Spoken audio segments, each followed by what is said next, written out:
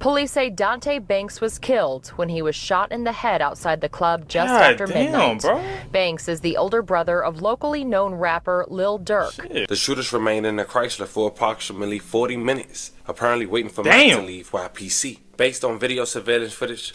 Damn, 40 minutes? Mac exited YPC and began to walk across the parking lot towards his car at around 2:59 p.m. Two individuals emerged from the Chrysler, one from the driver's side door, shooter A, and the other from the front passenger side door, shooter B. They began shooting at Mac, who fled eastbound away from the shooters. Based on video surveillance footage obtained from YPC as well as the crime scene reports provided by Chicago Police Department, shooter A pursued Mac on foot. After crossing the parking lot, shooter A shot Mac from a distance. Mac eventually collapsed on the other side of the nearby train tracks. In the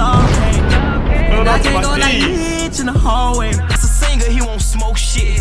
You can bleed whatever you want, I got your folks here. You're snitching on yourself in a damn music video, Lil Durk. Damn it, man. You was one of the hardest rappers out, man. One of the hardest rappers out. Fuck. Who I'm gonna listen to now? Multiple shootings, which killed 2 people, injured 1 police officer in Harvey. That chaos started outside of a nightclub. All the circumstances and details around, these accusations. What I do know, though, is that Lil Durk's mission to build financial literacy for children across the city and making other critical investments for the children of the city is where his heart, has been. And there's no secret to the trauma that he grew up in and how he has worked to turn that trauma into opportunities for other people.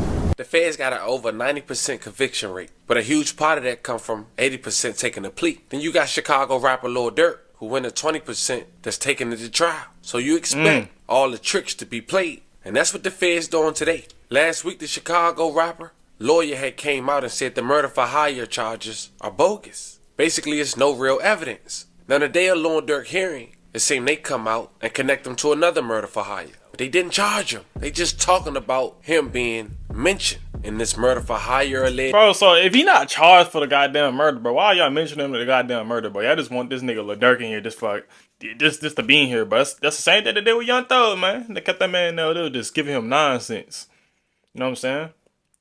That's crazy. And I know Lil Durk not gonna take a plea deal. Plot. Now that comes in 2022, with a young man we'll later discuss who, allegedly, according to the feds, was retaliation for Lil Durk's brother who lost his life just months prior, who we also go over later in the video. Today we go over that case on this new murder for hire that the feds is trying to connect Lil Durk. We also see where we stand today and take a look at the 2 people who's been arrested for that murder, going on a year now. So before we go over this one, I want you guys to remember, I don't give you the link, I just give you the story. So with that being said, make sure you like, comment, and subscribe. We're gonna jump right to it. Grammy Award-winning artist Lil Durk has an older brother named Dante Banks, who's also known as D-Thing. D-Thing allegedly lived in Chicago, Gresham's neighborhood. In 2021, D-Thing was 32 years old when he went to a club named Club O. It was June 7, 2021. The club was located on the 1700 block of S. Hosted Street. According to a Harvey police officer,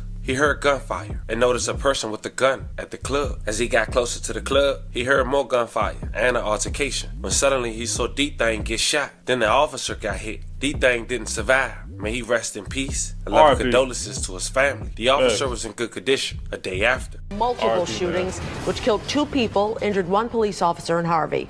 That chaos started outside of a nightclub. WGN's Kelly Davis is live at the Harvey Police Department headquarters with the latest. Kelly? Good evening. Police tell me that Harvey police officers were doing routine safety patrols at Club O as it was closing when all this went down and multiple shots were fired. And then just 2 hours later, another fatal shooting. Police say they are now investigating retaliation. Club O is quiet this evening, but police say there was a chaotic scene at the strip club early Sunday morning.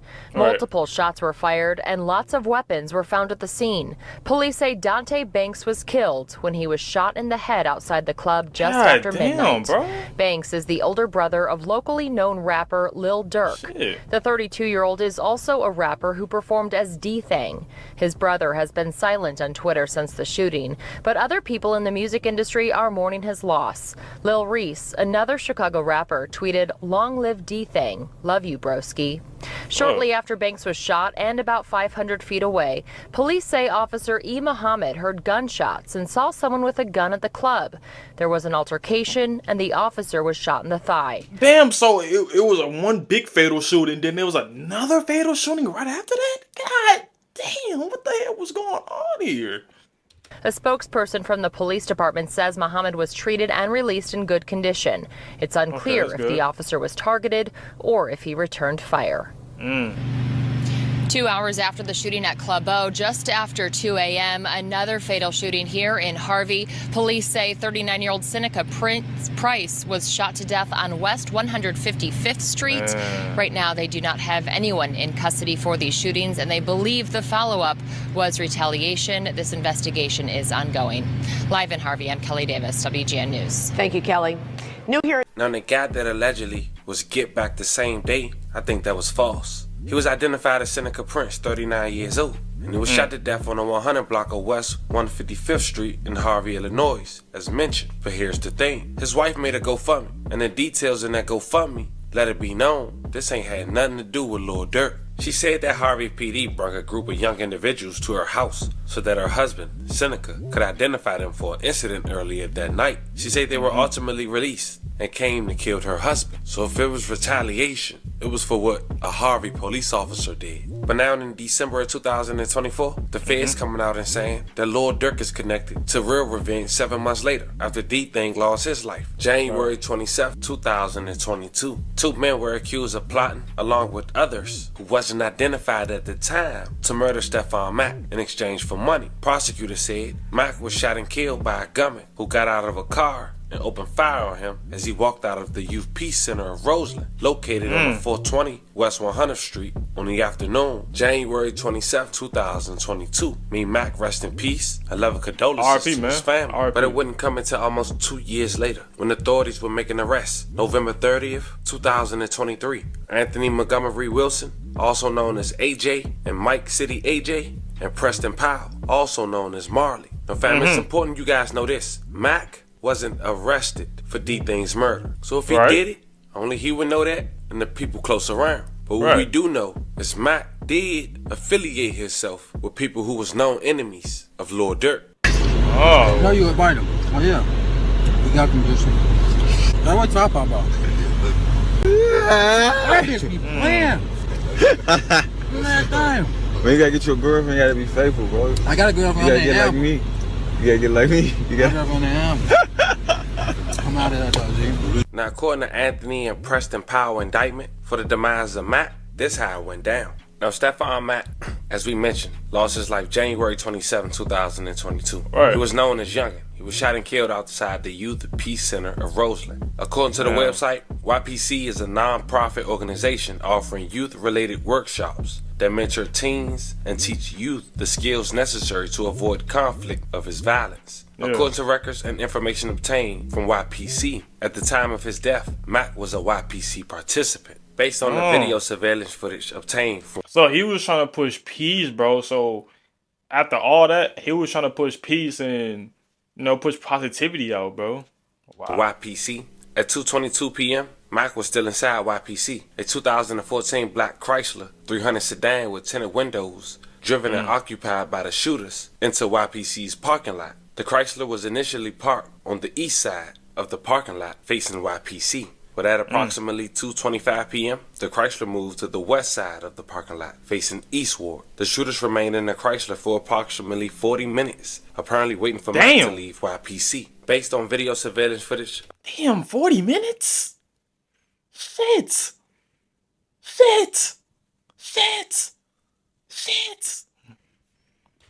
Obtained by YPC, Mac exited YPC and began to walk across the parking lot towards his car at around 2:59 p.m. Two individuals emerged from the Chrysler, one from the driver's side door, shooter A, and the other from the front passenger side door, shooter B. They began shooting at Mac, who fled eastbound away from the shooters. Based on video surveillance footage obtained from YPC as well as the crime scene reports provided by Chicago Police Department, shooter A pursued Mac on foot. After crossing the parking lot, shooter A shot Mac from a distance. Mac eventually collapsed on the other side of the nearby train tracks. Shooter A ran over to Mac and shot him and killed him. Based on video surveillance footage from a nearby community center and residence, after killing Mac, shooter A fled eastbound on foot away from YPC. Shooter A proceeded southbound to 111th Street and then eastbound to 111th Street. Around that time, an individual was observed walking around the backyard of a vacant residence located at 318 West 111th Street. Based on records and information provided by the Chicago Police Department, later that day, law enforcement recovered a Ruger AR-556 pistol bearing serial number 858-61994 in the backyard of a vacant residence located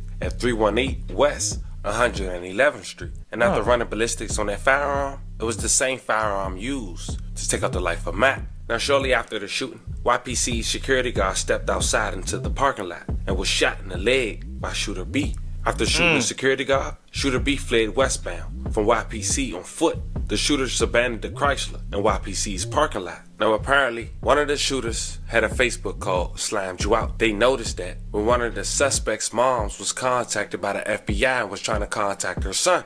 And this is where, allegedly, Lil Durk come in, like the first allegations from the first indictment. Text messages alluding that Lil Durk is on the opposite side of those text messages when asked about compensation for these murders. In Lil Durk warrant application, in probing Mac's death, federal investigators analyzed jail phone calls, social media postings, and firearm purchases, as well as lyrics from Lil Durk's song, Aha, released about a month after the shooting. Won't smoke shit. You can bleed whatever you want, I got your folks here.